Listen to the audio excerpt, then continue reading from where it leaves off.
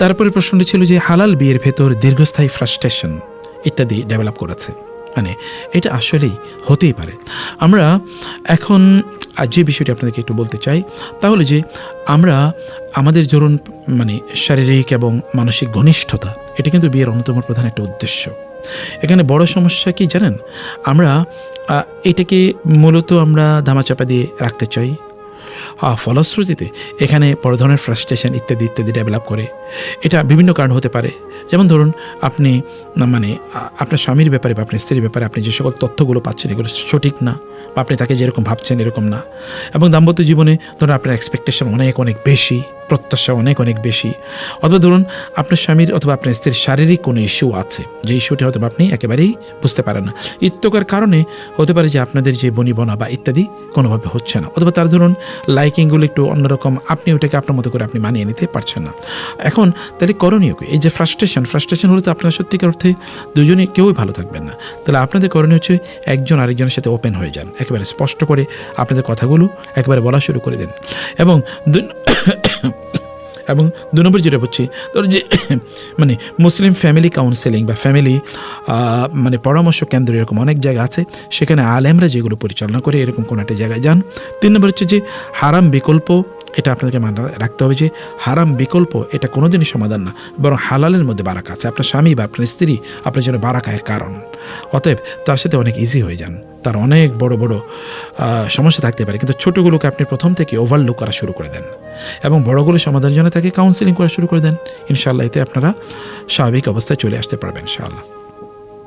বলেছেন যে আপনারা স্বামী এবং স্ত্রী কিন্তু অন্য কারো কথা মাঝে মাঝে মনে চলে আসে, এটা কতটুকু মানে এটা কি নেফাকে কিনা বা এমন কিছু আপনি বলেছেন। আমরা বলবো যে অনাকাঙ্ক্ষিত কোনো চিন্তা যেটি আপনি মানে আকাঙ্ক্ষা করছেন না কিন্তু আপনি প্রত্যাশাও করছেন না, হঠাৎ করে ঘুরে চলে আসে, তাহলে এটা শয়তানের পক্ষ থেকে ওয়াসওয়াসা।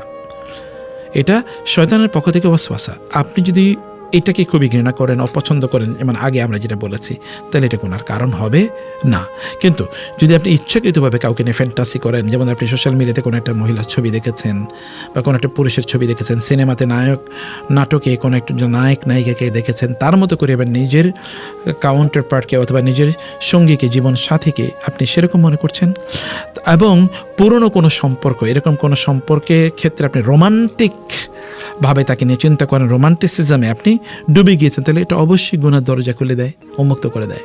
তাহলে আমাদের কর্তব্য কি, সঙ্গে সঙ্গে যদি এরকম পুরনো আগের কারো কথা আপনার মনে পড়ে যায়, সঙ্গে সঙ্গে আপনি চিন্তাটাকে অন্যদিকে ঘুরিয়ে দিতে হবে।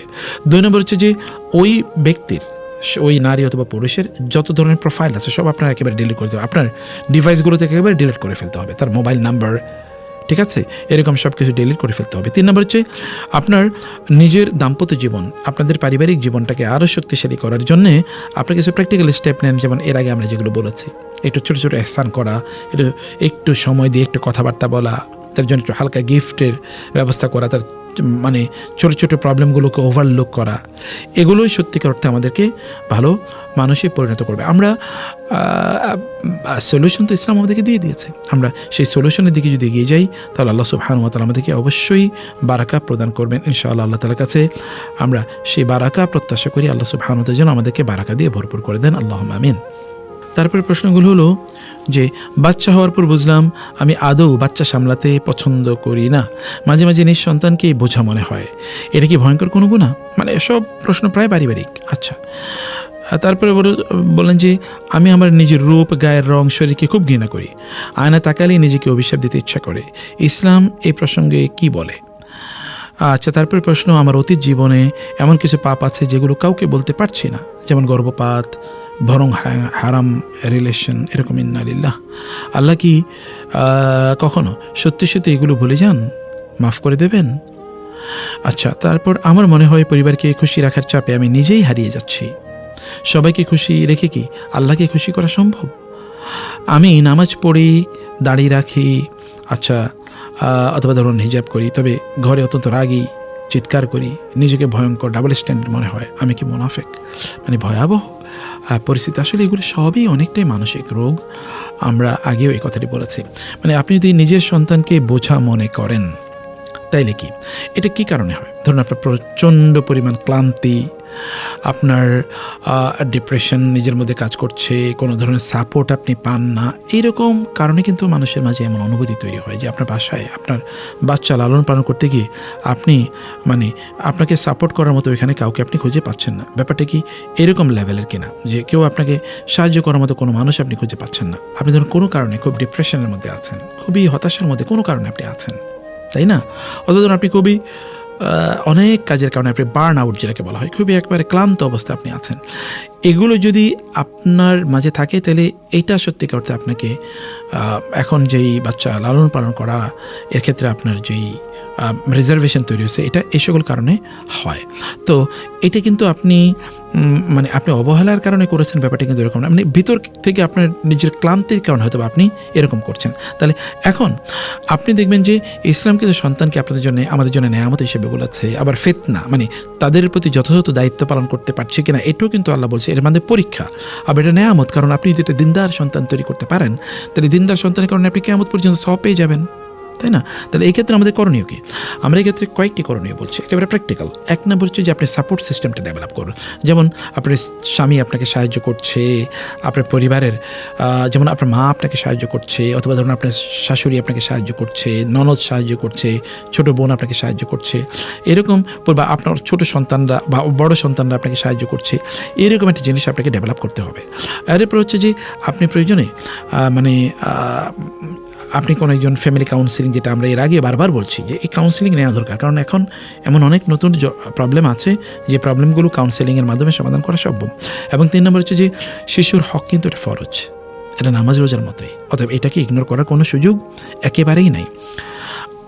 এরপরে প্রশ্নটি ছিল যে নিজের রং, নিজের শরীর বা গায়ের রঙকে ঘৃণা করা। দেখুন আল্লাহ সুবহানাহু ওয়া তাআলা বলেছেন লাকাদ খালাকনাল ইনসানা ফি আহসানি তাকওয়িম, আমি মানুষকে সর্বশ্রেষ্ঠ আকৃতিতে, সর্বোত্তম আকৃতিতে তৈরি করেছি। ওয়া লাকাদ কাররামনা বানি আদম, বনি আদমকে অনেক বেশি সম্মানিত করেছে।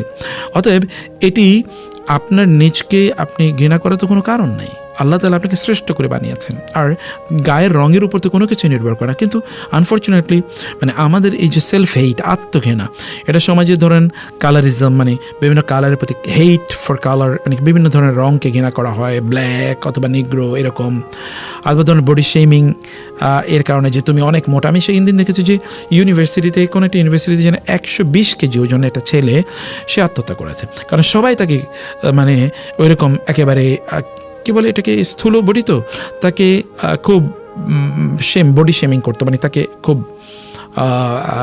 শারীরিক কারণে তাকে বিভিন্নভাবে লজ্জা দিত। এই কারণে সে সর্বশেষ আত্মহত্যাই করলো। ইন্না লিল্লাহি ওয়া ইন্না ইলাইহি রাজিউন। এটা খুবই দুর্ভাগ্যজনক। শরীর তো সব কিছু না। অতএব এটি এখন ধরুন আপনি যে ধরুন আপনি অন্যদের ভাষায় গ্ল্যামারাস চেহারার অধিকারী, এ থেকে আপনার কোনো ফল্ট, এটা তো তৈরি করেছেন আল্লাহ তাআলা। অতএব ওরা যারা আপনাকে এরকম মনে করে তাদেরকে আপনি ইগনোর করুন, বরং আপনার শরীর আপনার উপর আল্লাহর পক্ষ থেকে আমানত, এটাকে মাথায় রাখুন, শরীরটাকে শক্তিশালী করুন, আপনার মধ্যে স্কিল ডেভেলপ করুন, যোগ্যতা ডেভেলপ করুন, এবং আপনি এটাকে আপনি ধরুন কার্যকর করে তুলুন। আপনার মধ্যে এমন কিছু যোগ্যতা ডেভেলপ করুন যখন অন্যরা আপনাকে দেখে, যেমন লোকমান হাকিম বলা হয় তিনি নিগ্রো ছিলেন, কিন্তু কোরআনে তার ব্যাপারে সূরা আছে। বেলাল রাদিয়াল্লাহু তাআলা আনহু, আপনি দেখেন তো বেলাল রাদিয়াল্লাহু তাআলার কথা কি পরিমাণ আলোচনা আছে ইসলামের ইতিহাসে, লিটারেচারে। তো এটা আপনি দেখেন। এরপরে হচ্ছে কৃত্রিম সৌন্দর্য, আপনি সিনেমা, নাটক ইত্যাদি এগুলো দেখা দেখে আপনি বিরত থাকুন, তাহলে অন্যের সাথে আপনার কম্প্যারিজন একেবারেই তৈরি হবে না। এগুলো থেকে আপনার নিজকে অবশ্যই দূরে রাখা দরকার। এবং 3 নম্বর হচ্ছে যে আপনি এটি কমপক্ষে এরকম মানসিকতা তৈরি করুন, আমার শরীরকে আমি বানাই নাই তো, বরং আপনার যা করণীয় নিজের মধ্যে যোগ্যতা ডেভেলপ করে সেই কাজটি আপনি করেন, এতটুকু আপনার জন্য অনেক বেশি কল্যাণকর হবে ইনশাআল্লাহ। এটি আপনি বলছেন যে দেখুন রাসূলুল্লাহ সাল্লাল্লাহু আলাইহি ওয়াসাল্লাম বলেছেন আমি আমার পরিবারের কাছে সবার চেয়ে সেরা, তোমাদের মধ্যে তারাই সেরা যারা তাদের পরিবারের কাছে সেরা।